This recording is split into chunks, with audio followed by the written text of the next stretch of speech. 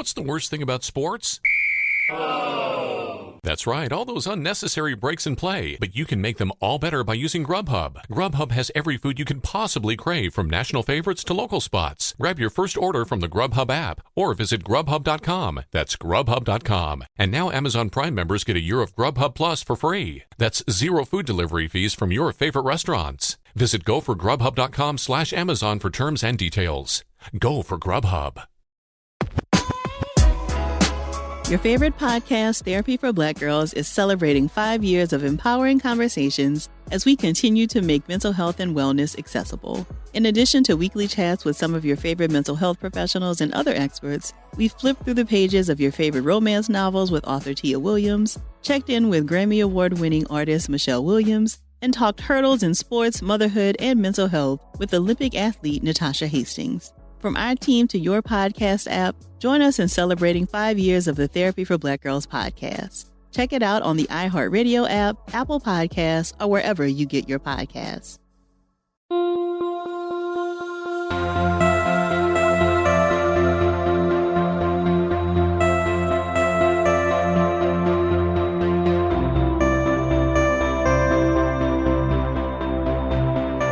You're listening to 100 Words or Less with Ray Harkins. What is up, everybody? I am sitting here in the United Kingdom, but that will not stop me from bringing you another episode of this fine show about independent music, punk, hardcore, indie rock, emo, whatever it is, as long as it is in that small, sweaty room space, with the idea that this stuff is embedded in our DNA, especially us old people like myself, but not pointing at you. You could be maybe older than me, maybe younger than me. Those are the only two options, or maybe the same exact age. But I am so incredibly excited. I know, like, week after week, you hear me doing this. I am so excited. But this one is a special one for me because I had to punish him on social media, because that's what we do these days in order to maybe set up interviews or whatever. But Don Devore, he played guitar in Ink and Dagger, also played in Frail, and then he currently plays in a band called Collapsing Scenery, but then also has done a lot of other cool projects musically related, and he's just a lifer. He is a extremely creative individual, and I've always watched him from afar and admired him, and then finally was like, you know what? I really want someone from Ink and Dagger who can speak to that real experience, because if you are not familiar with Ink and Dagger, let me paint a little picture, but hold on. Let me talk about the nice things you can do for the show. For one, you can email the show, 100wordspodcast@gmail.com. I always read those, appreciate the feedback, appreciate guest ideas, or just saying hi. I like all of those things. Two, you can leave a rating and review on Apple Podcasts or a star rating on Spotify. Those things all help the legitimacy of this show in other people's eyes, and of course, the almighty algorithm. All of those things that we battle against when we are trying to get our stuff discovered. So I also want to mention the fact that this show has seen a resurgence of listeners. Like, typically speaking, I hover around, a certain amount of people per episode, but there's been a recent surge, and I appreciate that. And that's awesome, because that means either you guys are really resonating with the guest and spreading the word and telling people. I just want you to know that is not lost on me. Anytime we are, kind of getting the show out there collectively, I really appreciate that. And on top of it, you need to go to Outbreak Festival. I am going to be doing live podcasts there this coming weekend, and I'm very excited about it because, I'm not going to tell you who I will be interviewing, but there's a whole separate stage called the Talk Stage, where I do some half-an-hour chats with people each and every day of the festival, and I'm so excited about it because not only is it a music festival, a very good music festival, the 10-year anniversary of said music festival, but I get to hang out with all of you kind people who have dropped me notes being like, hey, see you there, looking forward to it, can't wait. And also, I got merch I'm going to bring over for the very first time this podcast after 10 years of existence. I decided to do merch. It's a really small run, but if you're interested, you'll be able to do that. And then maybe if I have some leftovers, I'll toss them up on the internet. Anyways, all that self-promotion aside, Don Devore, Ink and Dagger, Frail. So Ink and Dagger, they dressed up like vampires when they first began and put out their first record. And we talk a lot about that. And kind of the, general conceit of the band was always to push buttons and question what it was that, was existing within the scene. And Frail, the band that predated Ink and Dagger, was so monumental, I know, for many of us, including myself, where it's like, I really love the fact that that Frail was this straight edge hardcore band that kind of existed in tandem with all of these other bands that sonically had nothing to do with them. So it's like we talk a lot about the early touring that Frail did with Chokehold, and sonically they could not be any different, but they found a kinship. And so anyways, there was so much I wanted to discuss with Don. He's an incredibly open individual. We had a very, I guess, loose and philosophical discussion. So, this is a little bit different than the other discussions I've had. They're all unique, but this one is definitely unique. So anyways, here is Don. Please check out all of his stuff, because he is well worth the investment and the time. So I just am so excited to have Don. So here we go. And of course, at the end of the episode, I will always tell you what's happening next week. So here we go. Here is Don from Ink and Dagger, Frail, Collapsing Scenery, and all the other cool stuff he's done.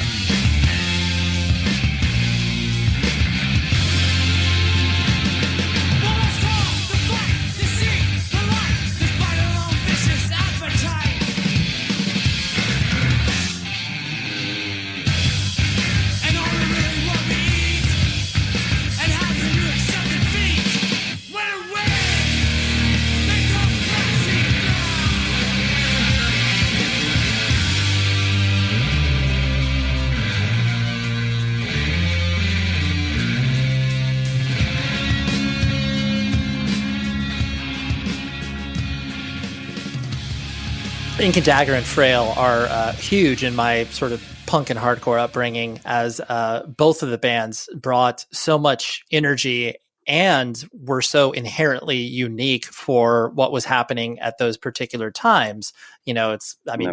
Frail was definitely a band that didn't fit in anywhere. Ink and Dagger was a band that really didn't fit in anywhere. And, arguably a lot of the music that you do doesn't necessarily fit in anywhere as far as the scene is concerned. But thank goodness. Yeah. And I guess on that, you strike me as a person who just likes to, kind of skirt the edges of scenes, but do things, a bit differently. Has that always been just kind of, looking back on your music and your, the art that you put out, is that Sure. A proper reflection?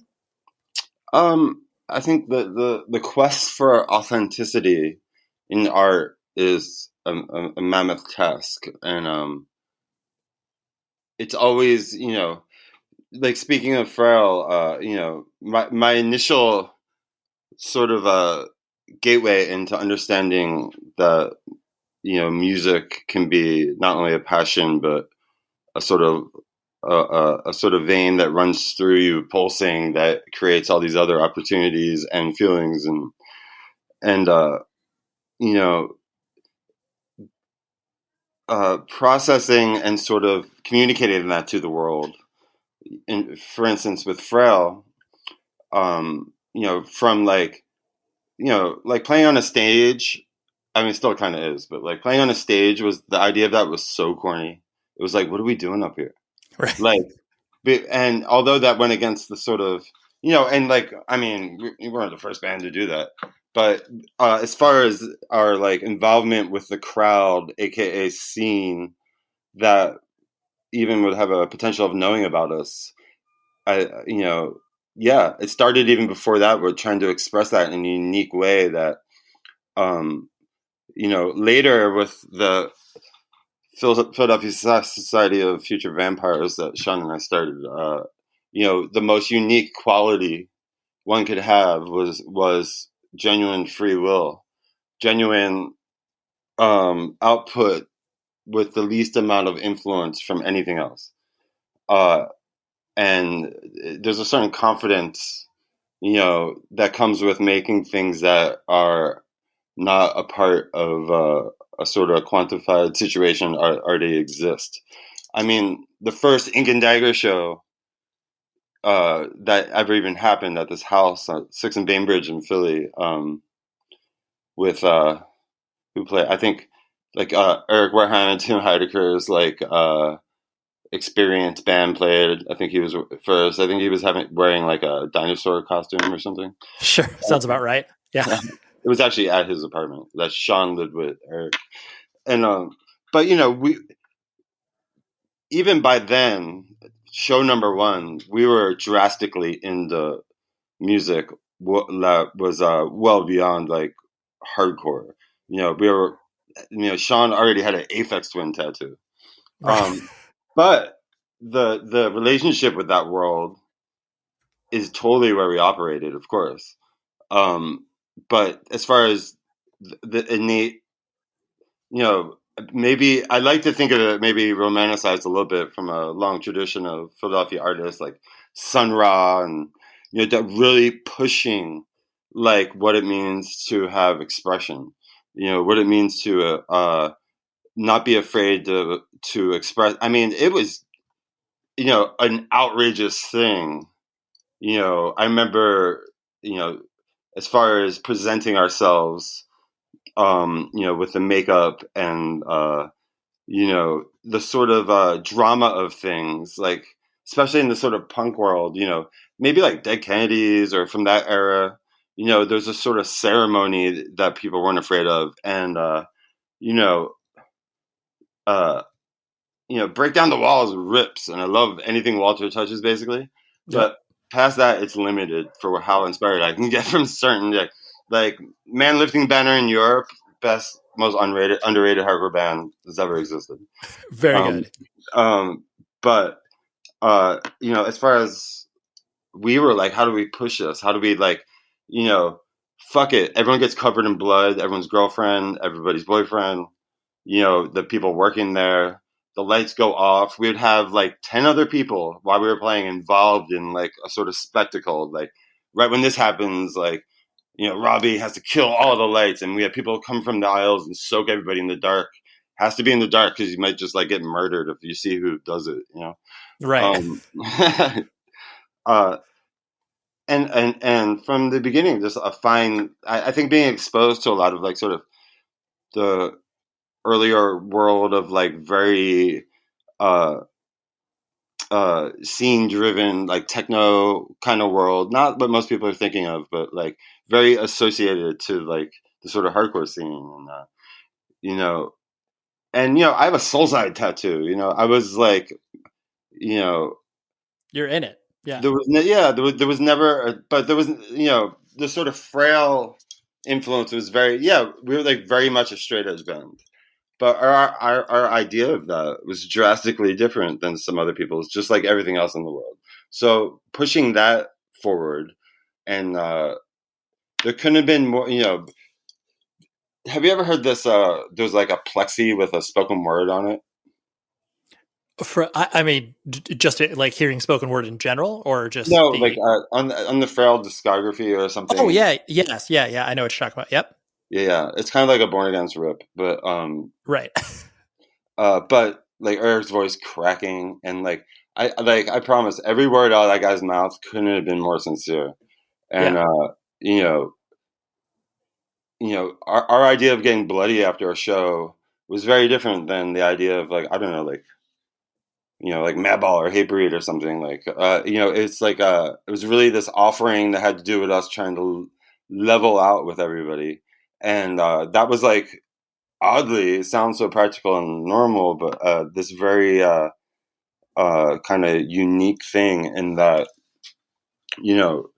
from the music's sort of discordant speed and chaotic, there was tears on stage all the time, and there was times it was now it would be thought of, well, I don't know how anybody thinks, but it was very common for a discussion to happen between songs that could last like 20 minutes with somebody in the audience, and we were happy to put down our instruments for a second, and we almost considered that more of an offering and important than like playing the jam from the 7-inch. And we would have hours of discussions about actual legitimate issues in the world and seeing what we could do about it.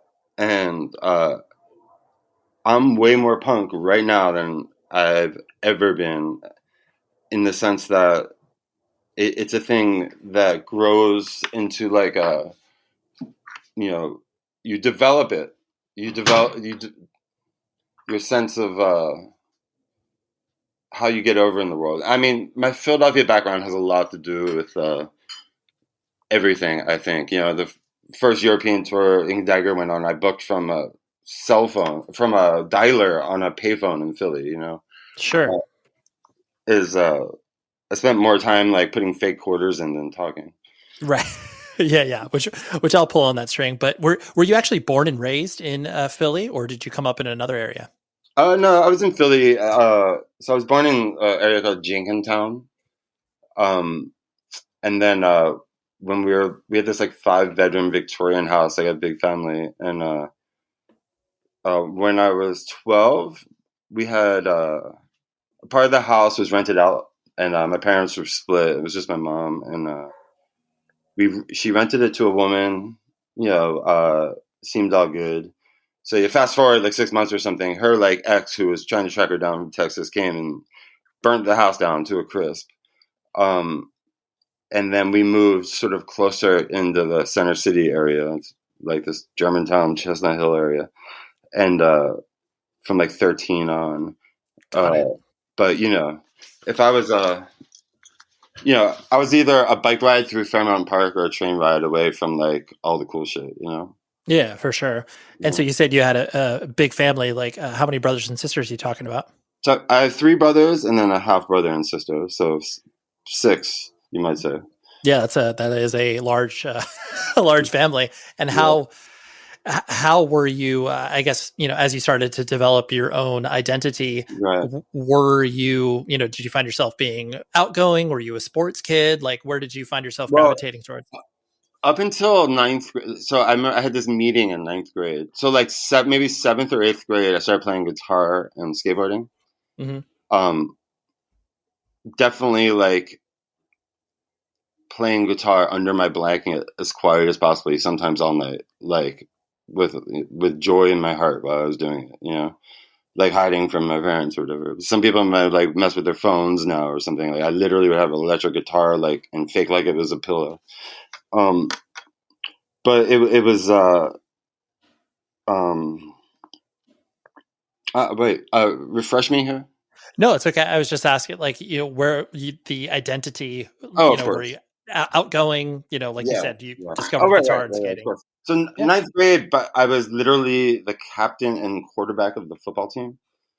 And skateboarding and playing guitar. And I remember coming to this moment where I was having this full realization of that sort of individual spirit. And I had, there was some scholarship opportunities for high school, like where football is a big deal. And I remember sitting in with like my guidance counselor or one of my parents or something. And I was like, there's absolutely no chance of me continuing to play football. I'm going to skate and play guitar. And I remember even in that moment, there's something to be said for like team identity, but it felt horrible to me in the sense that I wanted to call my own plays. I wanted to do this, and occasionally I would. And from there it was just like, by the time I was 13 or 14, I was just sneaking off to shows everywhere downtown. I was heavily experimenting with guitar and understanding like how you even do it. I think my dad had an acoustic guitar, and when I first started playing, I would use a quarter and hit the strings as hard as I could, trying to make it sound like out of step. You know what I mean? Right. I didn't know there was like electric guitars and amps involved. Right. Yeah, you're like. But if you smash it, but got my wrist really strong, smashing it with a quarter for a year. Yeah, absolutely. Mm-hmm. And I'm going to guess that your introduction to, punk, hardcore, indie music, that was probably via skateboarding, or were you getting into it? There was definitely like the back of Thrasher, but my older brother had like kind of a cool record collection. He, this sort of, we're wildly different, but get along great. and his music's kind of the same. It's so he would have like, like fresh fruit for rotten vegetables and out of step, but also like I didn't know the difference between that and like Van Halen for a while there, or The Fall, or even like I would basically rummage through his records, and it took me a second, probably when I was really young, like 12 or something. By the time I was like 13, I realized the full differences of things and had already started a zine or something, probably. And that was instrumental. And then, by the time I was 17 or 18, I was also like, volunteering at the oldest anarchist bookstore in America, which is still around, the Wooden Shoe. And just like was a member of the Industrial Workers of the World, IWW, like going to meetings. Like this is in that pre-Frail era where it was like, I didn't have shoes for 2 weeks on tour, it was no big deal. Right. So it was all connected though to just like the power that comes with like expressing like yourself as authentically as possible, which isn't for everyone, and almost to pains sometimes. It's the funniest thing in the world would be Mike, the guitar player of Frail, like his mother trying to understand the mess we were making in the basement. It was like, because that sounded crazy to people, you know what I mean? Sure. Not even like some metally hardcore band you could totally even understand. Like this was like really goofy sounding, in a very particular way. Even like the art and booklets and more inspired by like Positive Force DC or something than like some other elements. The sort of whole abolition thing was definitely our steez. Yeah. Oh, for sure. I mean, that was, I think a person like myself who I did not, see you guys, or was ever watched or was able to see Frail from that perspective, but just, getting into you guys after the fact and connecting the tissue of understanding the aesthetics and the way that you guys were presenting yourselves, where it's like, like we're the straight edge hardcore band, but we're not, we are not connected to the stereotypical scene that is normally connected to. And just that, I always like the connection. It's almost like the but it's almost like the stereotypical scene that people perceived. We thought they were perceiving wrong. Right. You're like, think of it this way. We're like, no, you ran with it. It's if you ask me, it's still the same, but like, it'd be like, y'all just ran with this another way. And the guy who invented this is embarrassed. Oh boy, merchandise is the thing that keeps all of us happy, right? I mean, when you buy merch from bands, it makes them happy because you're essentially a walking billboard for them, and you have also supported their pockets, when they're on tour. But what is the next best way to potentially engage with buying merch? That is rockabilia.com, because all of their stuff is officially licensed. They will be able to ship it to you lickety-split, and use this promo code, 100 words or less. That gets you 10% off your order, and you will be able to support this podcast, get a discount, and support the bands. They have over 500,000 items, all independently owned and operated. This business has been running for 20 plus years. I dare you to find another company that has that sort of longevity and sterling reputation that Rockabilia does. So anyways, rockabilia.com, the place to go. I will support them until I am no longer talking in a microphone, and then probably even after that as well. So shout out to Rockabilia. 100 words or less is the promo code, 10% off. Do it. BetMGM, an authorized gaming partner of the NBA, welcomes basketball fans with a slam dunk offer. Simply place a $10 moneyline wager on any game. If either team hits a three-pointer, you'll automatically receive $200 in bonus bets. Just use bonus code JERSEY200 when you place your bet. Enjoy this NBA season like never before with a variety of parlay selection features, player props, and the best daily promotions in the business. Download the app or go to betmgm.com and use bonus code JERSEY200 to win $200 in bonus bets if either team hits a three-pointer in the game you wager on. Visit betmgm.com for terms and conditions. Must be 21 years of age or older to wager. New Jersey only. New customer offer. All promotions are subject to qualification and eligibility requirements. First online real money wager only. Rewards issued as non-withdrawable bonus bets. Bonus bets expire 7 days from issuance. Gambling problem? Call 1-800-GAMBLER. The connection that you guys had with Chokehold I found interesting as well, just because, Chokehold was great.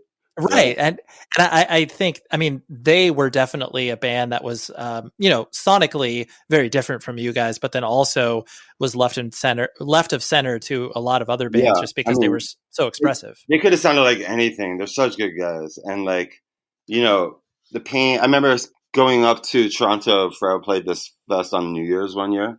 Uh-huh. And, we did it in the winter, obviously, but I remember we drove back to Philly from Toronto. And one person had to lay on the bottom of the van and reach into the engine, and because the accelerator was broken, and give commands to the person up top about braking and accelerating for 10 hours. And with a smile on her face, like the most dangerous shit ever. Right. And then there was this Bloodlet Chokehold tour, if I recall. I totally forgot about this. And there was 5 shows, and we just showed up and played them, I believe. I don't think we were meant to be on it. And Bloodlet was mad as fucking hell. And, yeah, they're this is a Chokehold Bloodlet tour. Who's this other band? What the fuck are you doing? We're these are our friends. We're Matt said it was cool. Totally. I also, your Frail's sort of credo, as it were, was make your own noise, and it's so simple and powerful.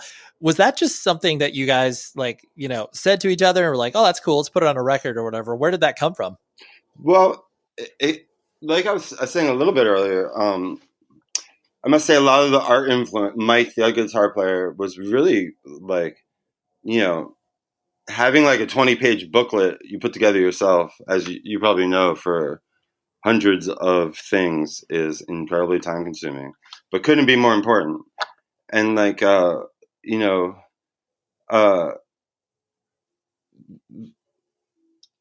was a real shift because everyone was sort of got a lot better at what they could accomplish on the various instruments pretty quick from the beginning.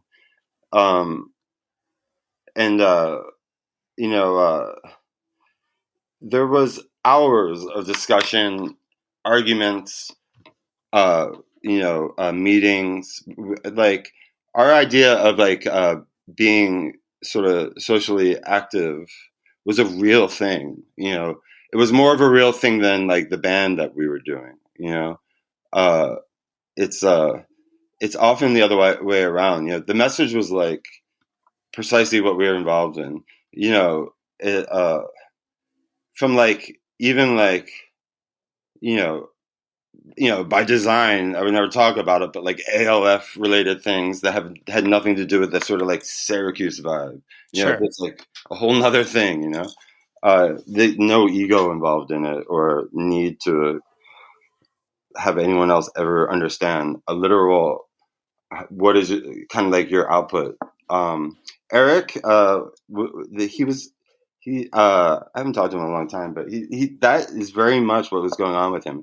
There was no, for better or worse, that was as authentic as he could get. It was great pains went over that, and from our young, experience with this world we were involved in, that would allow us to jump in the most dangerous van ever and cruise on nonstop cruise, get stuck in Wisconsin for 4 days. We used to go to Florida on weekends. Our drummer Brian, at one point, they his parents called him in as a runaway. Right. That, and it was so normal. But this was all it wasn't the band, and then are we going to live up to it? It was more what have you actually accomplished? How have you, it's, we were starting all kinds of organizations. It was really towards the end of Frail when, Sean from Ink and Dagger, who's we were stuck at the hip would start coming to all of our shows. And I think it was really like, and Sean as just like powerful enigma that, it was impossible to be mad at. It was like, we got to do our own thing, you might say. And that's how the Mandela Strike Force, our band right before Ink and Dagger had started. Right. Yeah, something like that. Yeah. Was there any other sort of life path, as it were, for you in regards to, like, hey, let's, yes, I'm going to continue to express myself and play in bands. Was there any sort of there was plan? Never even like, and to this very day, there was never a single shred of, anxiety associated with the therapy and like being able to be a professional musician artist is like, every day I'm like, whoa, this is incredible. Sure. And that was a pursuit. And I still work 80, 90 hour weeks if I'm in something, and it's my pleasure. And I feel so fortunate to have that sort of outlet. And, and I always have felt that way. And that sort of like ninth grade guidance counselor football meeting is when I started feeling this. And it's only gotten stronger and I've only gotten better at it. Right. In fact, I couldn't look more forward to the next 20 years. Sure. Yeah. It's like you can continue to pursue all of your, your passions and your interesting interests. Yeah. Well, they're developing from work before, it's not just like this jumping around. I mean, the prospect of like having a career where, this wasn't a part of it, would be fine. I'd do it if what I had to do, but like, I've worked, it's beyond like anything financial or anything like that. I'm just really talking about the therapeutic value of meditating out on something you might be working on is something like, I don't think like, for instance, like my brothers have, or a lot of people, that is kind of makes everything else all right, no matter what the fuck's going on. Yeah, for sure. And with Ink and Dagger and the experience with that, I think, and from what I observed, is that you guys definitely, enjoyed pushing buttons and bumming people out in, and it is sort of like tongue in cheek way, especially when you guys, were rolling out the vampire aesthetic. Sure. Was that just incredibly fun to have that sort of antagonistic relationship sometimes with people who were at shows, or was that just for your own enjoyment? No, we thought it was required. I mean, it was getting so vanilla and the idea of any kind of like someone could punch you in the face basically, and that would be cool. Or like someone could like do a karate kick into your throat, and that would be cool. But anything emotional, which it all should be, like made people, like you said, bummed. Were they really bummed? No, because they were talking about that for like, or it's providing these experiences. There'd be shows in Philly where we'd have like just the lights literally off for a long time, like or like at the church or something. You can't see the hand in front of you, and so people are disoriented before like, the idea of having like. We didn't have like light shows and we didn't have like makeup and all of this. We had a literal presentation to provide. And, sometimes Sean would go on tangents, these beautiful tangents about self-awareness and about confidence, that it's literally make your own noise redux. Right. And anyone who ever did an interview with us that really thought that we were vampires, we just let them have it because it's so fucking ridiculous. Right. Totally. You're like... And anyone that had half a head on their shoulders, like, we'd be serious with. Right. So it was like, a metaphor to promote, and, it's not like, at that time and what the people we were, available to, like, make known to us,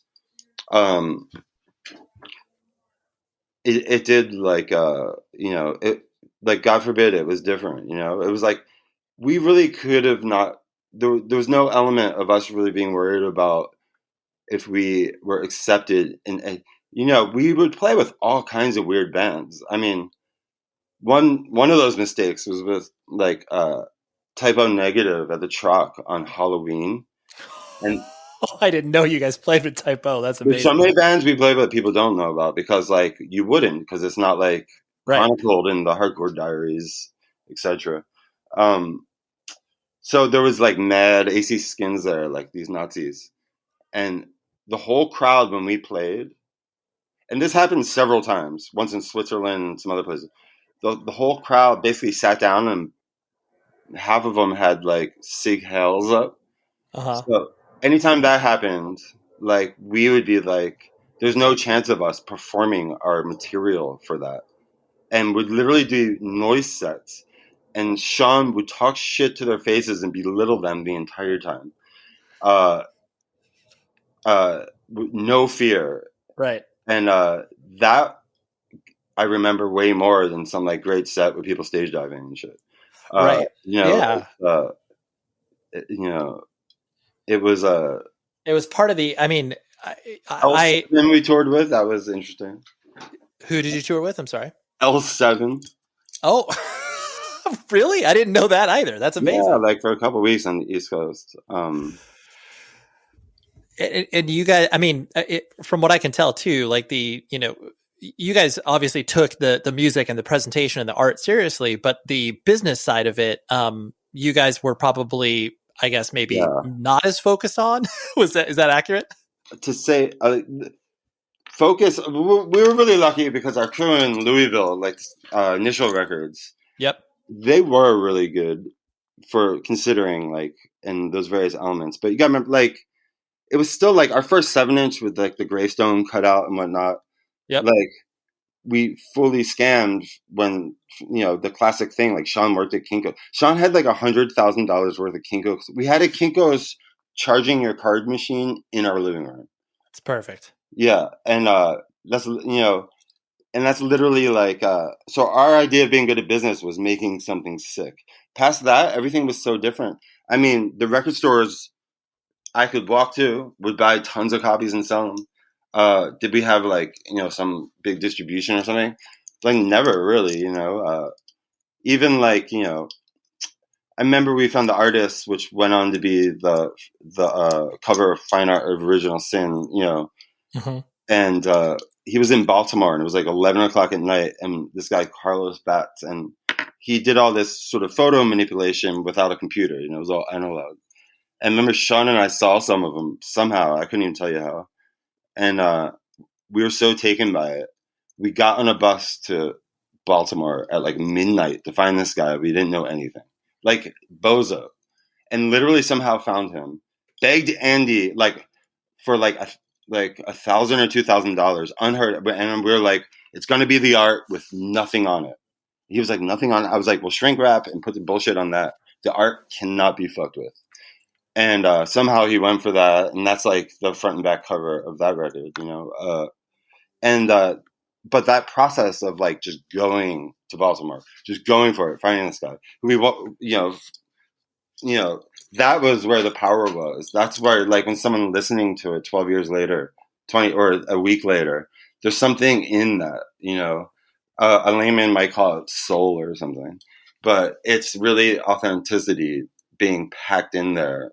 And well, it sounds like to me too. I mean, you guys were operating off of instinct in regards to your artistic impulses. You were just like, this is what we were doing, and everything else can fall by the wayside. And the more of like a sort of Philly hustle it was, even if it was a bit of like an intellectual hustle or like stealing credit cards, that gave a certain hue to it that felt extra bright to us, Right. Yeah. If there is some, a light crime involved, we're totally in. Oh man.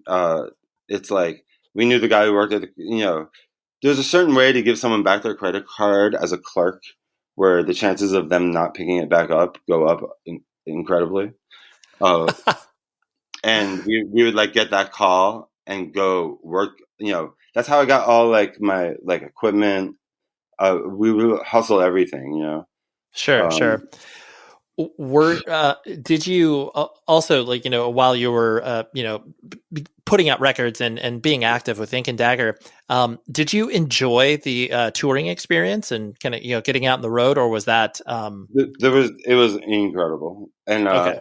to this very day I really enjoy developing relationships with all these weird places over the world. But on those in particular, Sean was just a literal spectacle to hang out with. And he like it was very exciting to like we would be in a lot of awkward situations. Like our first tour was like a nightmare beyond. Our first tour ever, somehow the bright idea was no one ever tours like deep Canada, like Calgary, Edmonton, Regina Beach. Like we literally did like all Canada. That was our first tour. It was an all Canadian tour. Like it's like half of it got destroyed, and it was insane time. But also amazing, like very exciting. And I don't know if like we played somewhere and the dude ran off with the $280 that we earned that night or something. Fuck yeah, we're stealing his PA. Like right. How are you kidding me? Like how were we going to get her anyway? And not only that, it's just like there's a certain but nothing was ever out of any spirit that wasn't with manners. Right. There was some there.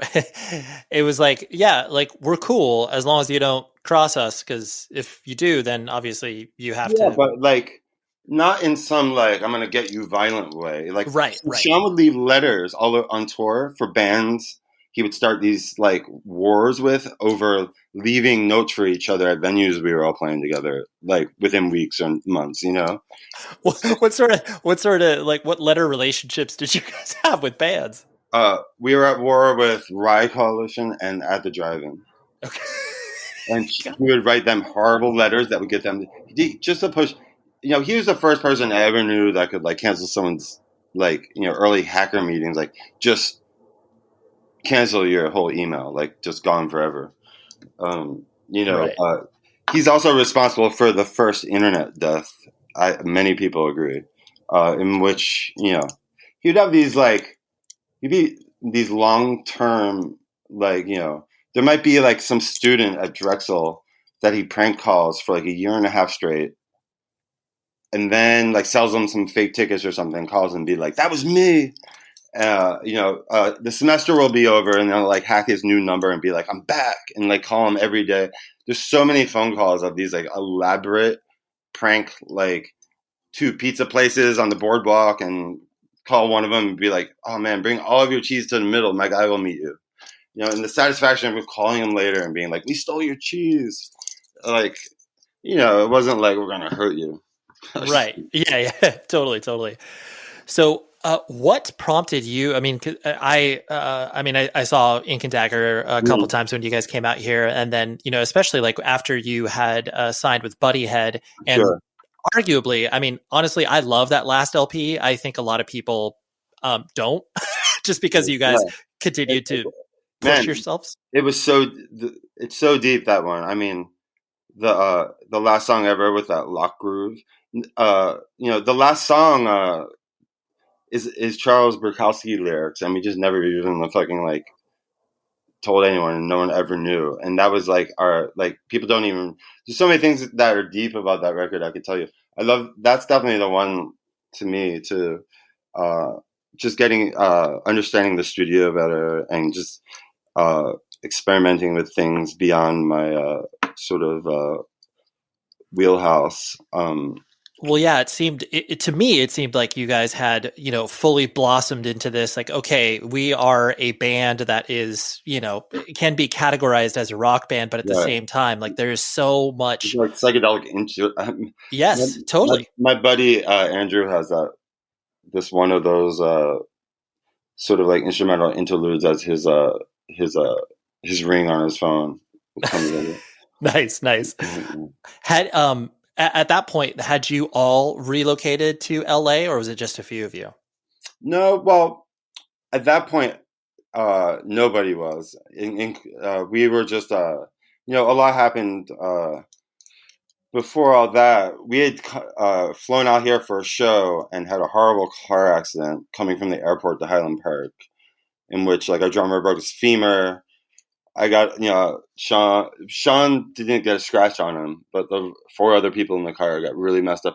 The Locusts took our place for the shows we had booked and like hooked us up, which was very nice. And coming out of that, it was from this record. We got picked up at the airport from this gentleman from this label and crashed on the way out of the airport. Wow. Really badly, on the 110. And then, we had known about those dudes because I remember we were playing in Chicago, like Fireside Bowl or something. And not unlike Frail did with Chokehold, Icarus Line was like, can we sneak on a bunch of shows? I think I arranged for 3 or 4 of them, but I was like, yeah, but like starts in Chicago. That's like, right. And they joined earlier. And they were like, fine. So they show up in Chicago in a pickup truck with 2 other dudes in the back of it from LA. Like straight up. Right. That was like in the back of a pickup truck from LA to Chicago. And like a couple marshals and whatnot. And that's how we met that whole LA. I'm sure Travis was with him or something. And then, that last record was for this other label. That label, because of that accident and all kinds of politics and drama, ceased being a label. And Buddy had, stepped in and put it. Yeah, they were stoked. Now, before all that, of course, before that even came out and before Sean passed away, I had basically moved to Sweden for a couple of months to jam with Refused. Oh, okay. I didn't know that. It was before the Shave of Punk to Come record came out and before my last record, or the last Ink and Dagger record came out. We had a mutual friend that was like, you should hear this, like, long before it came out. And they were actually looking for a bass player. I went over there, and because, Sean was going through some things and dealing with some issues and getting weird. And I was like, very, I was moving. I was ready to keep doing things. Even like Josh, the bass player who sings a few of the songs on the last record, which is also fascinating to me. A little bit was because Sean, when he was available, was brilliant, but sometimes not fully available.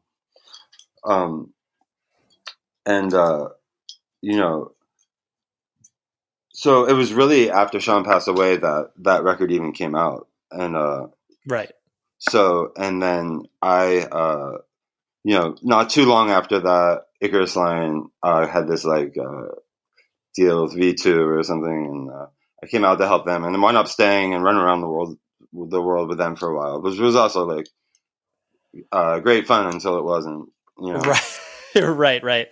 BetMGM, an authorized gaming partner of the NBA, welcomes basketball fans with a slam dunk offer. Simply place a $10 moneyline wager on any game. If either team hits a three-pointer, you'll automatically receive $200 in bonus bets. Just use bonus code JERSEY200 when you place your bet. Enjoy this NBA season like never before with a variety of parlay selection features, player props, and the best daily promotions in the business. Download the app or go to BetMGM.com and use bonus code JERSEY200 to win $200 in bonus bets if either team hits a three-pointer in the game you wager on. Visit BetMGM.com for terms and conditions. Must be 21 years of age or older to wager. New Jersey only. New customer offer. All promotions are subject to qualification and eligibility requirements. First online real money wager only. Rewards issued as non-withdrawable bonus bets. Bonus bets expire 7 days from issuance. Gambling problem? Call 1-800-GAMBLER. Hey, y'all. This is Dr. Joy Harden Bradford, host of the award-winning weekly podcast, Therapy for Black Girls. Our incredible community of sisters has been building the Therapy for Black Girls podcast for 5 years running. And over that time, we've published over 250 episodes, and gained over 18 million podcast downloads. During this time, we've tackled the stigma surrounding mental health and shared conversations to help us all understand ourselves and others a little better. Hundreds of incredible licensed mental health care professionals and other experts have joined us to share tips on taking better care of ourselves. We flipped through the pages of your favorite romance novels with author Tia Williams, checked in with Grammy Award-winning artist Michelle Williams, and discussed the hurdles of balancing competitive sports, motherhood, and mental health with Olympic athlete Natasha Hastings. 5 years down and many more years of work to be done. Join us now by checking out the Therapy for Black Girls podcast on the iHeartRadio app, Apple Podcasts, or wherever you get your podcasts. And I mean, part of like, it's so difficult to explain that whole, early 2000s scene, I mean, surrounding Buddy Head and, indie sleaze and whatever you want to call it, where it also with the Icarus line like that, to say there was a, chaos that surrounded the band, from, drinking and drugs and just like the raucous nature of the shows. Was it, was it difficult to kind of, sort of stay stabilized within that? Or you were just basically like, I'm along for the ride? Well, it wasn't difficult. It proved to be impossible, Okay. There's a certain, I like, and, like Miles Davis says, if you hear yourself loudest, make sure that shit's on purpose. And everybody was on purpose instead of one person, like it was coming so hard. And, if, commonly Aaron would like throw his fucking cabinet into the crowd or something.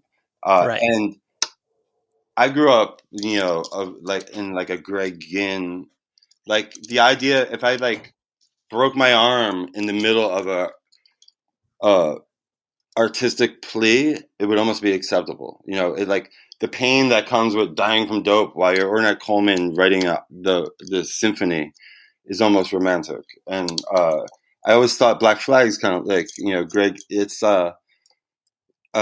and there was a lot of that, or like the Stooges, or like being, there's a mental state that can happen, or like no matter what band you may be, where you can really like, so like Sick Feeling, a band I did, I will still kind of do it, but a few years ago, like when I was in the act of playing, and you put a camera in my face, I'm going to kick you as hard as I possibly can and feel okay about it, because like, it's just not where I'm at. If someone else, like there's like a display of aggressive energy that can be, not this, have the sort of after effect of violence, like it can be something else. And so we would mess with some of that, but like all things, it was limited, but we were like, we had a situation where we could like survive and run around the planet. And I've never not been doing 10 other things. In that time, Joe, the singer, and I went to Australia to make a record for a month. No one's basically ever heard. Called Soul She Said. There's always things going on. That proved to be like really kind of toxic, and then it stopped. Sure. And I mean, with all of these experiences, and because like you said, you're doing so many things at once, and you're probably the hyperactivity was real. What I guess what keeps you sort of anchored or focused, whether it's like, a spiritual practice, whether it's just like the actual act of creating art, or, what is it that you hold on to? Well, it probably is spiritual, but it's not in the realm I'm trying to hear any human tell me they can explain. It would be almost silly in my view. Sure.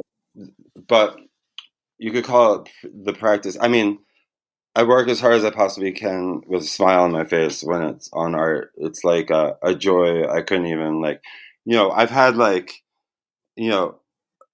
I'll be like in tour in Japan, and then next year working at the pizza shop. It's been like very up, like many things. and I never overlook the joy of being able to help someone make a record at my studio, or like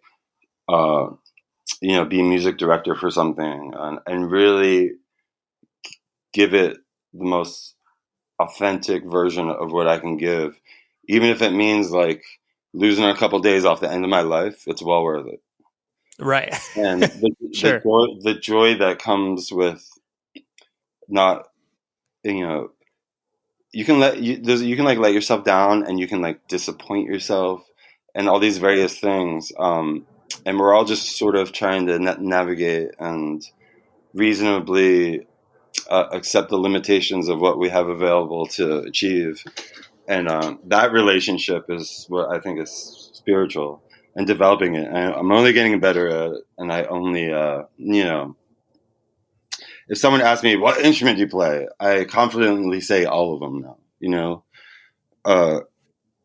like I will make it musical, and not in like some douchey way, but like, honestly, I've been involved in a lot of film things the last few years, done a few scores, which can be like from an iPhone or like 2-inch tape. It's really like more, how in seconds how something's going to affect you typically. And there's something behind those seconds that comes with like weight, and like, it comes with like, again, some sort of authenticity. You don't even have to like it or whatever, but it's, the expression is real. You might say, I guess. I mean, it sounds corny, but it's like, that's, my current band, Collapsing Scenery, played in like an Eagles Lodge in LA the other night, where there's like barely ever been a show. And like the idea of like that band, we almost exclusively play venues where there's not shows, just because, the sort of version space that you can put this energy into is like, is everything to me. Playing some club that has shows 7 nights a week, and they're marketing, and they're like, here it is for your entertainment, to this very day, providing something authentic. The lyrics of Reggie, the singer, now they're like more. It's like the most political band I've ever been in. We went to Palestine to do a track with a Palestinian hip hop collective. We went. Our last double album starts at a cave in Iceland with the longest reverb known about, where the Vikings, they would pray there because the reverb was so long. There was more of a chance to get where it wasn't going. But right. It sounds, I mean, in the continual quest that it seems like you are on is just to not only engage with people who you enjoy collaborating with or creating yourself, and then doing things that, frankly, and this is going to sound stupid, but just like, oh, that sounds cool. The more outlandish in a way, like, that sounds cool, but like, really? Right. Yeah. And I've had some like incredible people around me on occasion willing to support the sort of concept of authenticity we're trying to reference here. That is, it's just really boring. It's like the excitement of art comes from like, often it can come from, beauty, it can fear, like, whatever it may be, but you can't leave out any of the elements, because then it's just like, like, it's to this very day, everyone's always like, what genre would you put that in? I'd be like, I most certainly like wouldn't, first of all, because, and if you had to, like, I do a lot of solo shows now, which is basically like, live techno with guitar and shit, to like, to like country music on occasion if I have to, but all giving the same sort of output, whatever that may be. It's not unique to me, but it is unique to my experience, because that's what I got. Sure.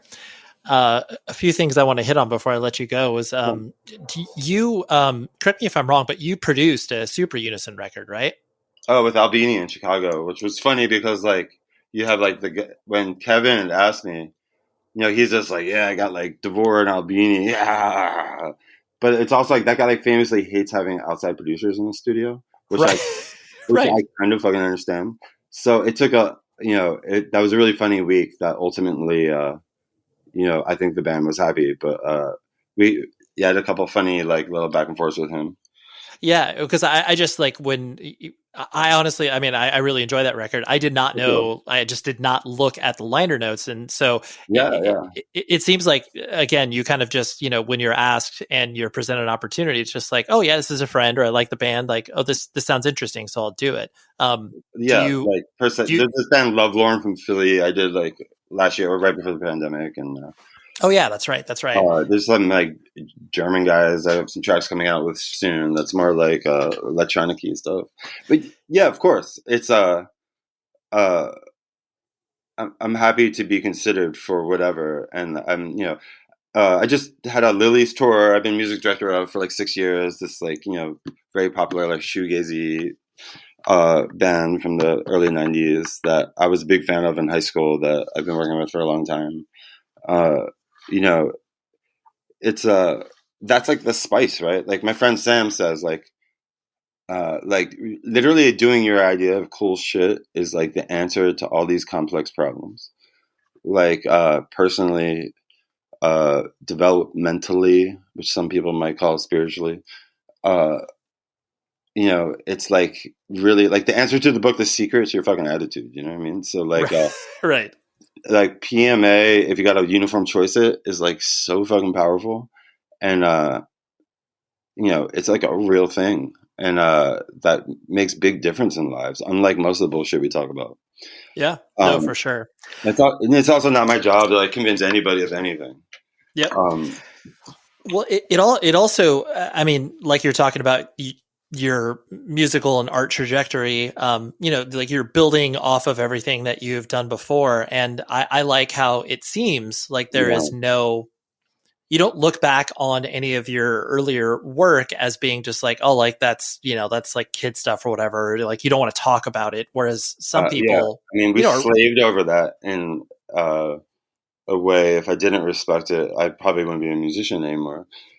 It's part of that, the evolutionary building. And like I said, there's this, it's very common, especially in the States. Like, let's say you're like a 59-year-old aspiring sculptor in Belgium or somewhere in Europe or especially Japan. And you did some outside jobs but you had your like art studio and you got commissions here and there.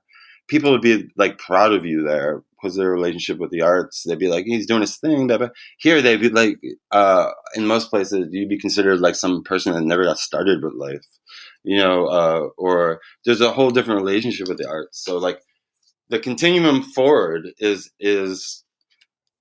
literally the only path forward. Like forward is forward as far as philosophy goes, and which means it's up to you how that step goes. Right. But you're not, I mean, I think my point is like, you're not obviously, embarrassed, not embarrassed is probably a bad word, but like the idea that you can look back at your stuff and be like, oh yeah, like, I was proud of that for that time, as opposed to like, oh, that's kid stuff.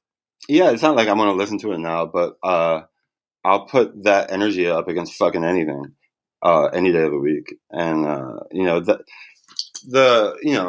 there's so many secret little elements on the last record people still don't know. And by the way, I really appreciate you asking me to do this because, I usually say no.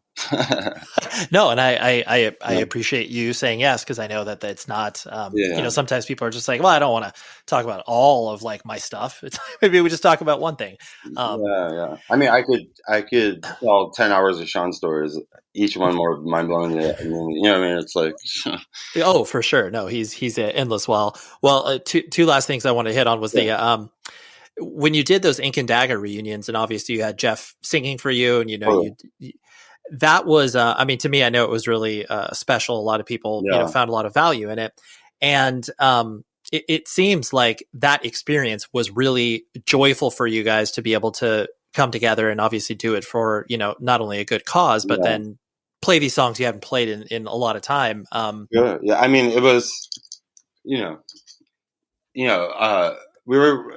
All I know is like our one of Sean's good friends had a big, believe a son who was an infant who needed help, and it was a way to get him a few $1,000s, and that's how that happened. But for everything, I didn't know Jeff before that. My friend Robbie put it. It was kind of his idea, and one of my favorite things Jeff did through those shows was he never said a single word between songs, which I really appreciated. Yeah, just the even trying, just like he would, and this is after us really getting in it together. It was almost, you might like method acting or something, where that sort of metabolic, meditative sense that can also produce the sort of perceived violence I was talking about earlier. Also can do things like shut you the fuck up, yeah.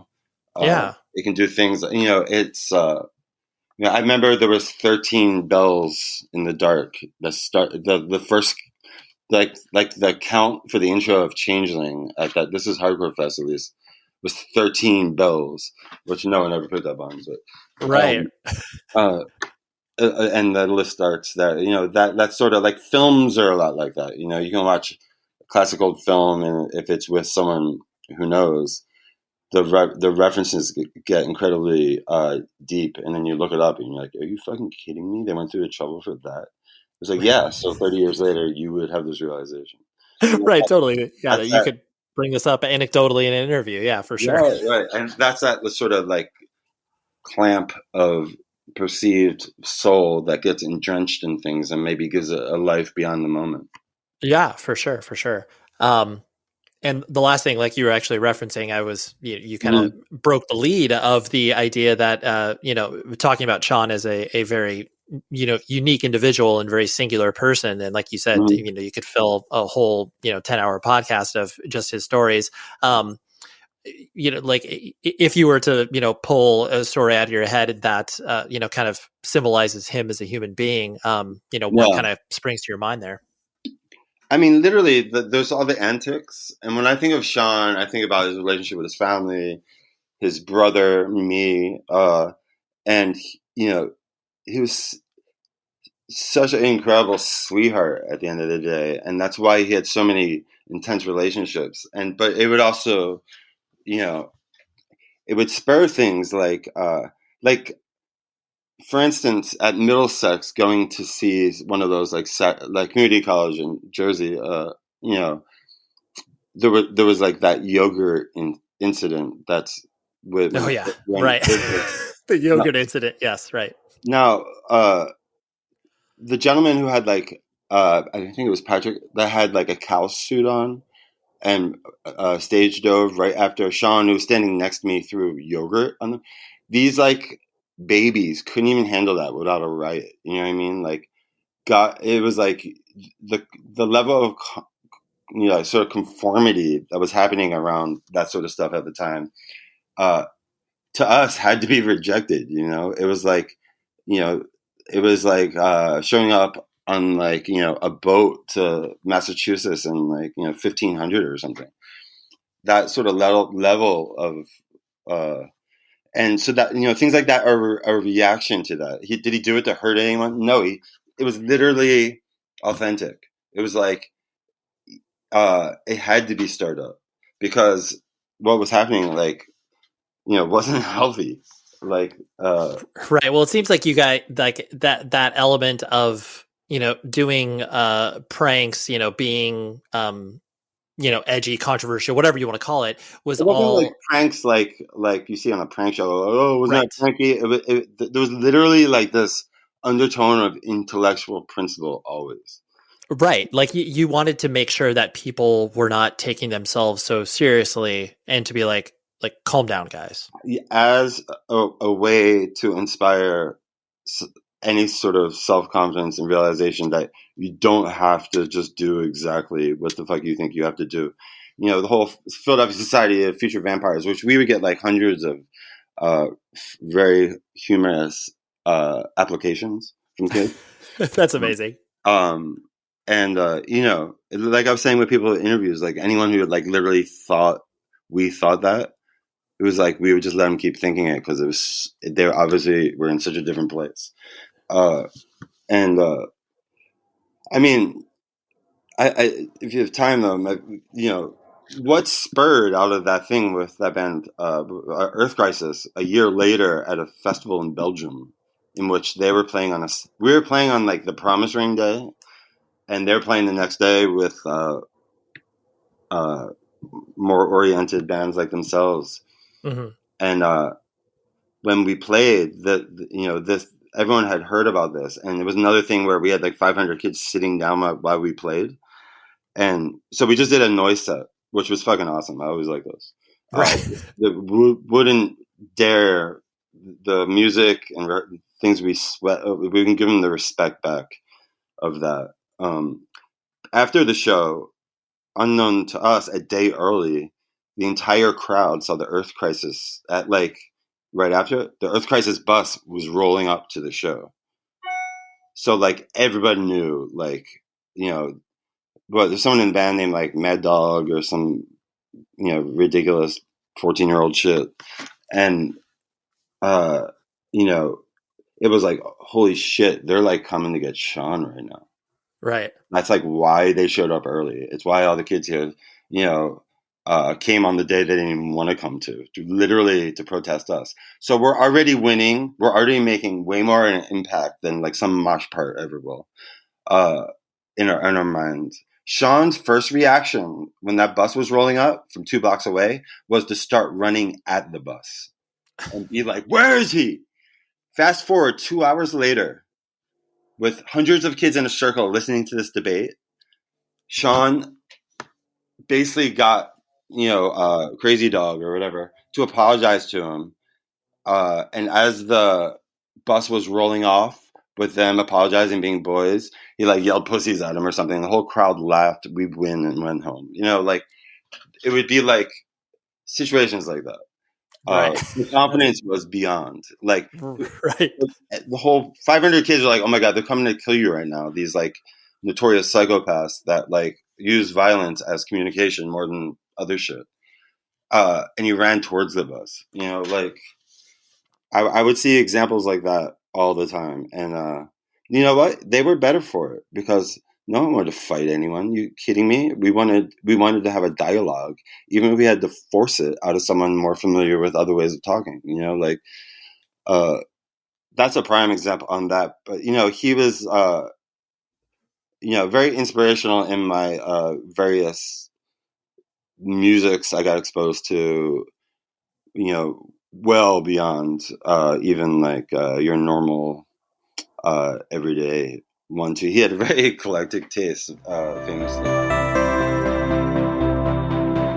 Oh boy, wasn't that just a chat? He is such a nice guy and a very open individual about all of his artistic endeavors, and just the fact that he's like, you know, man, I just want to make music. I want to like do these unconventional things. I'm not going to live life by the books and standards that other people have put forth. So I really appreciate that about Don, and I really appreciate him making this conversation happen, because he didn't need to entertain my constant punishment, but he did. He engaged with me, and maybe that was his fault. All joking aside, thank you very much, Don. Next week, I have, and I'm totally going to butcher his last name because that's what I do here, John Sharbach. I think that's how you say it, John Sharbach from Give. If you are not familiar with Give, an amazing hardcore band from the DC area, they are no longer in existence. But yeah, I've always been very interested in this person because John seems, and he is, a very creative individual, not only in the arts as far as music is concerned, but in the physical space as well. He did something that a lot of people watched, the Tiny Desk concert with Turnstile for NPR. He did that whole backdrop of cool stuffed animals. And yeah, anyways, had to have John at the show. And that's what we are doing next week. So until then, please be safe, everybody. Your favorite podcast, Therapy for Black Girls, is celebrating 5 years of empowering conversations as we continue to make mental health and wellness accessible. In addition to weekly chats with some of your favorite mental health professionals and other experts, we've flipped through the pages of your favorite romance novels with author Tia Williams, checked in with Grammy Award-winning artist Michelle Williams, and talked hurdles in sports, motherhood, and mental health with Olympic athlete Natasha Hastings. From our team to your podcast app, join us in celebrating 5 years of the Therapy for Black Girls podcast. Check it out on the iHeartRadio app, Apple Podcasts, or wherever you get your podcasts. Hey, I'm Lance Bass, host of the new iHeart podcast, Frosted Tips with Lance Bass. Do you ever think to yourself, what advice would Lance Bass and my favorite boy bands give me in this situation? If you do, you've come to the right place because I'm here to help. And a different hot, sexy teen crush boy bander each week to guide you through life. Tell everybody, everybody, about my new podcast and make sure to listen so we'll never, ever have to say bye. Listen to Frosted Tips with Lance Bass on the iHeartRadio app, Apple Podcasts, or wherever you listen to podcasts. Welcome to Crash Course, a podcast about business, political, and social disruption and what we can learn from it. I'm Tim O'Brien. Every week on Crash Course, I'm going to bring listeners directly into the arenas where epic upheavals occur, and I'm going to explore the lessons we can learn when creativity and ambition collide with competition and power. Listen to Crash Course every Tuesday on the iHeartRadio app, Apple Podcasts, or wherever you get your podcasts.